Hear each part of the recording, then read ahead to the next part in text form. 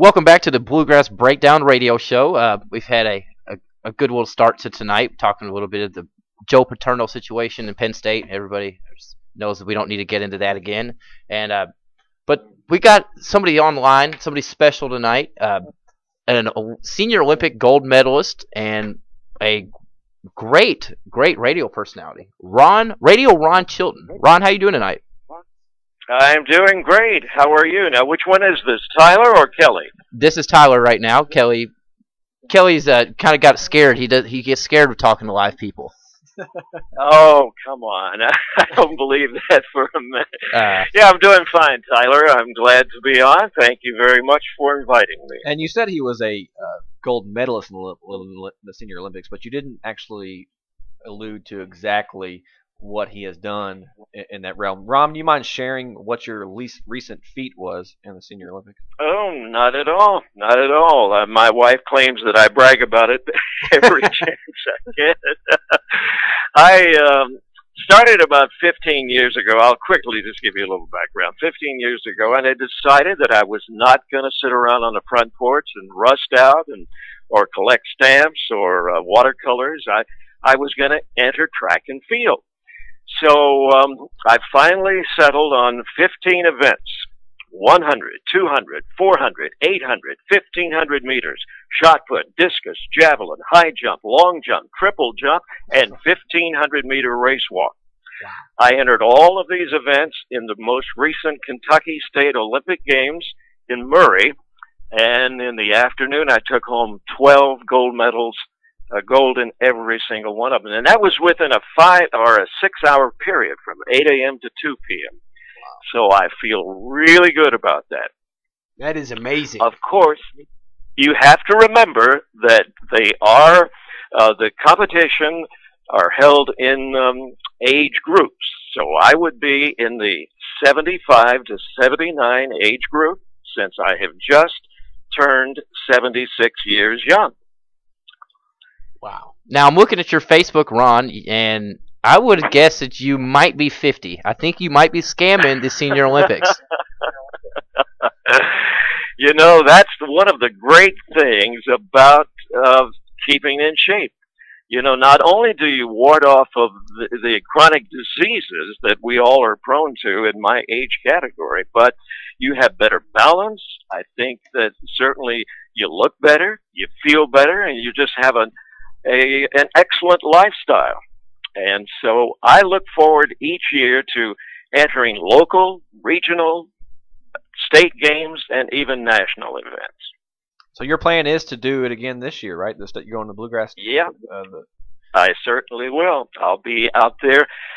I usually run about 2 miles each day. Get up in the morning, run a mile, and then in the afternoon I go to the gym and work out about 4 or 5 times a week with weights. And it's just a lifestyle that I am now very comfortable with, and that goes along with a proper diet. And I speak to some senior groups and tell them, hey, you know, if I'm 76 years old, and if I look 20 years younger, I feel 20 years younger. Believe me, you can do it too. That's amazing. I mean, have you thought about maybe, being such a positive influence and such a positive person, have you even maybe thought about writing a book about it?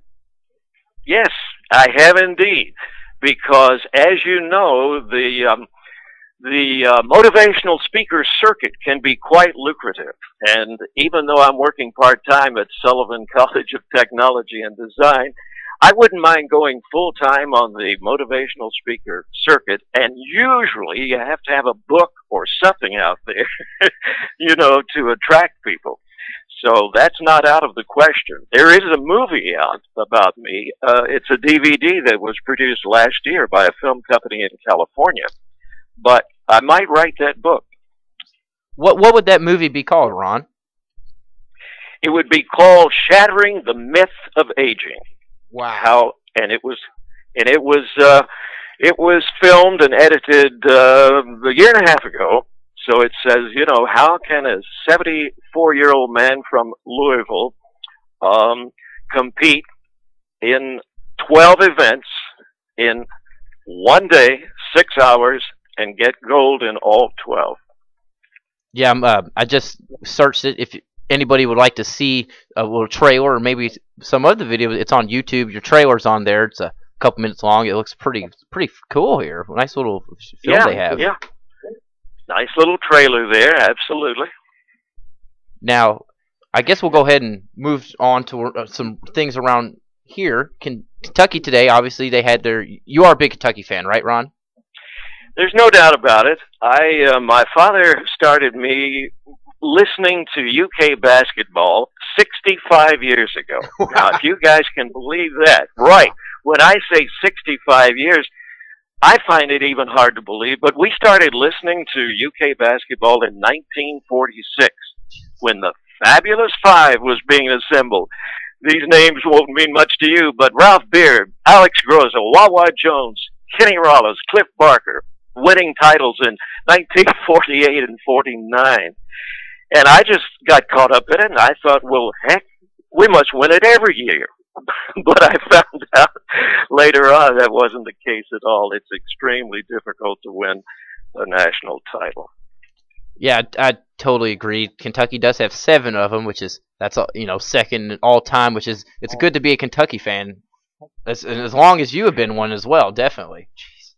Absolutely, 65 years, and of course, I've down through the years, as you know, I've had a 40-year career in radio, and was lucky enough to be on WVLK in Lexington during the mid-'60s when Rupp's Runts were going undefeated in 1966, going all the way to the championship game before they were defeated by Texas Western. But I got to know all those guys. I got to know Pat Riley and Louis Dampier and Tommy Cron and Thad Jarris.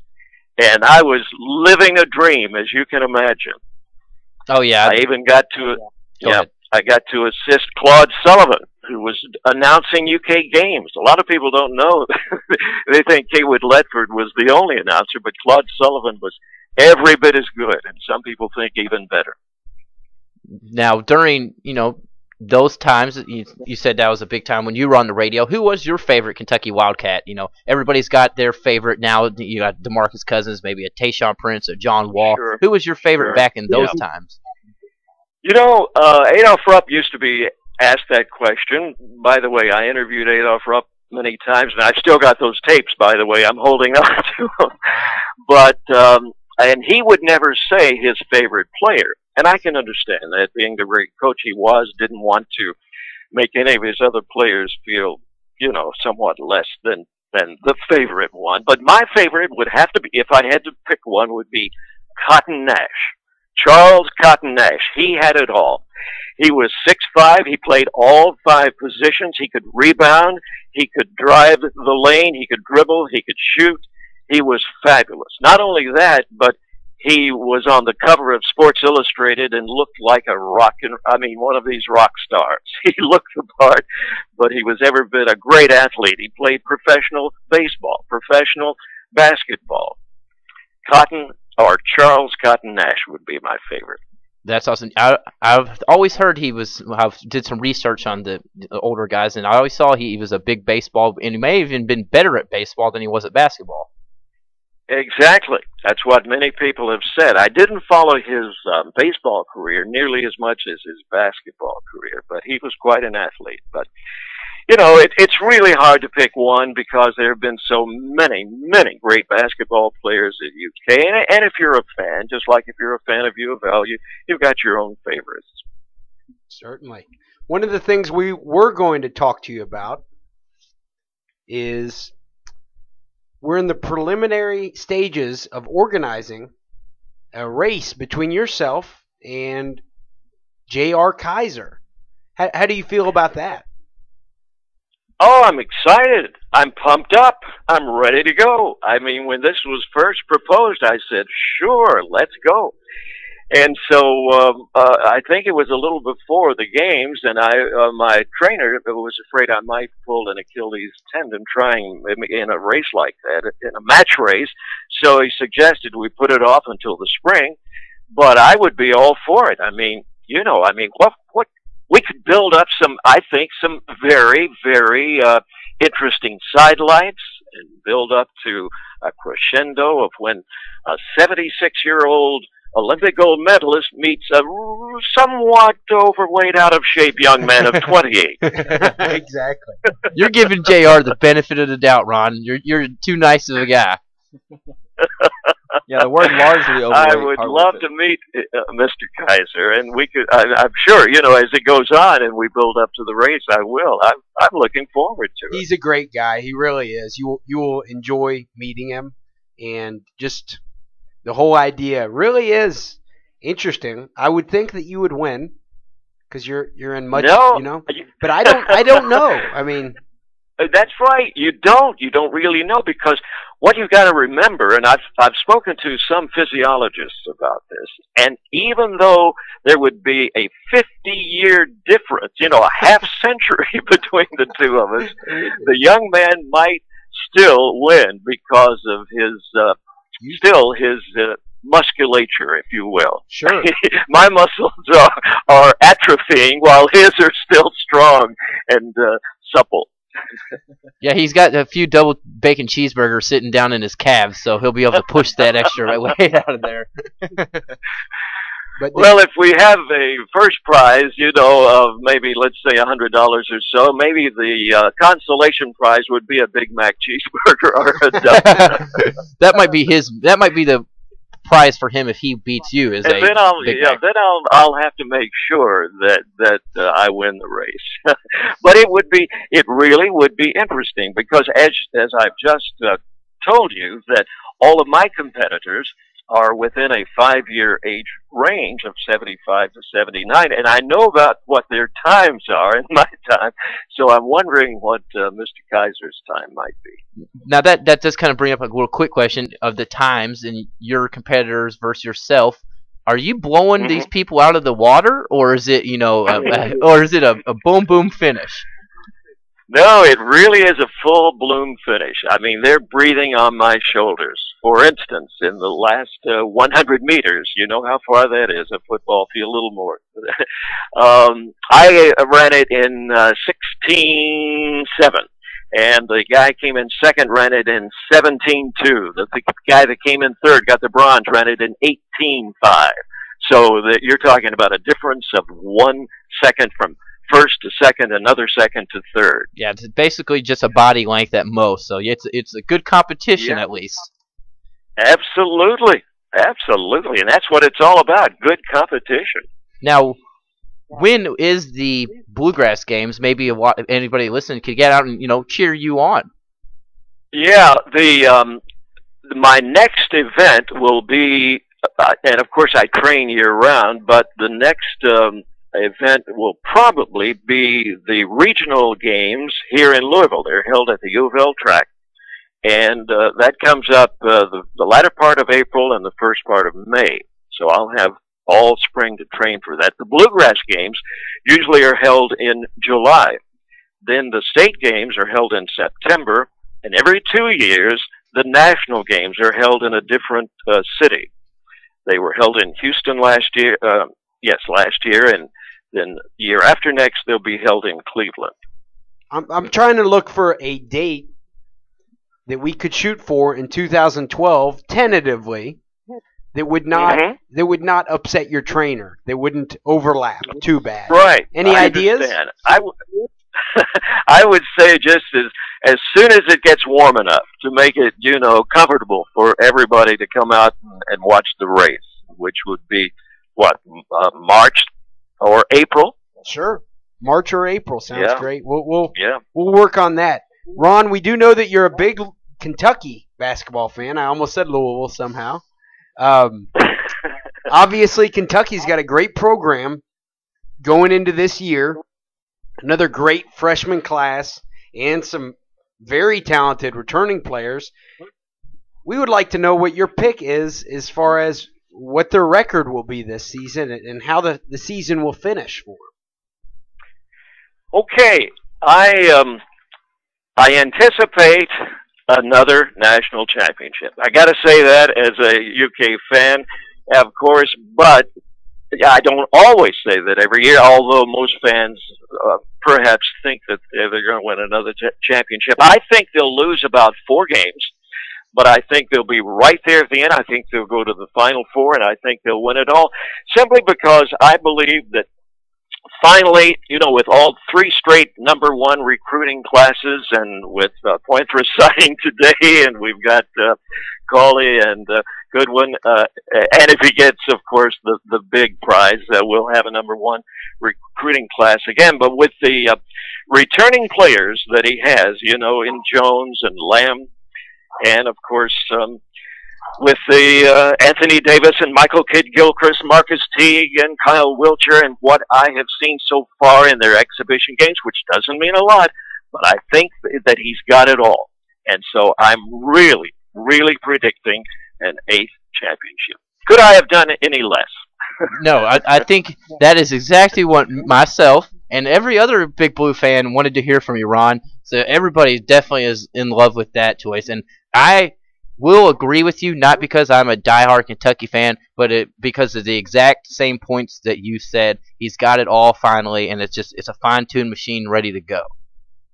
I think so, Tyler. We'll have to wait and see because, as you know, the great Al McGuire, the TV analyst and Marquette coach, said you got to have 3 things going. You got to be on an uptick when the NCAA championship or the Final Four comes around. You cannot have any significant injuries, and you got to be very, very lucky. Definitely an element of luck in every championship, for sure. Absolutely. It's a random process. 1 bad game and you're out, as we found out 2 years ago with the great Walden Cousins group, of course. Yep. Definitely. Well, Ron, we really appreciate you coming on. We will be updating our listeners as to when we actually get a date scheduled for the JR versus Ron, Radio Ron showdown. Okay, all right, very good. I wanted to mention one other thing. I heard one of your shows you had John Renshaw on. Is that right? We did. Yeah. Well, I used to be director of sports on 1450. The old WXVW, and Johnny Renshaw was one of the network personalities. And I used to call him with updates. Really? And I remember calling him for the play-by-play description of the 1996 celebration in Rupp Arena when the Cats won it all. And I said, Johnny, you should have seen that bus roll into Rupp Arena. They got off amid 24,000 cheering fans, and the Pope had the NCAA championship trophy. And Renshaw said, what are you talking about, the Pope? I said, Mark Pope got off of the bus with the championship trophy. And that was in 96? That was in 96, absolutely. Johnny Renshaw was on the network, and of course I was local on the call letters WXVW. We had all sports all the time, and I used to call him with, and I knew he was a big Maryland fan, Oh, that's right. But he's a good sport, and when I told him that the Pope got off with the championship trophy, he really appreciated that. Made him nervous. It made him a little nervous. He thought, the Pope, I knew they were good. Patino met the Pope, kissed his ring, and the Pope said, where's your ring? That was right before Patino got his ring with UK in 96. That's a good story, Ron. Well, great story. I hate to cut it short. We have to go to a break here. But again, I understand. We really appreciate you coming on, and we will be having you back on here shortly to talk more about the race between you and JR. And some other Call stuff. me anytime. All right. Absolutely. All right, Tyler and Kelly, thank you so much. Thank you, Ron. Have a nice evening. Have a good evening. Bye-bye. Bye-bye. That was Radio Ron Chilton. What a great voice. Great voice. Great guest in general. Couldn't be better, honestly. Now, we'll go to a quick break, 30 seconds, a minute, and we'll get right back. We talk a little bit more about UK U of L news around the area. Bluegrass Breakdown, the radio show. We're going to have Rob Jones from U of L. Yeah. We'll be right back.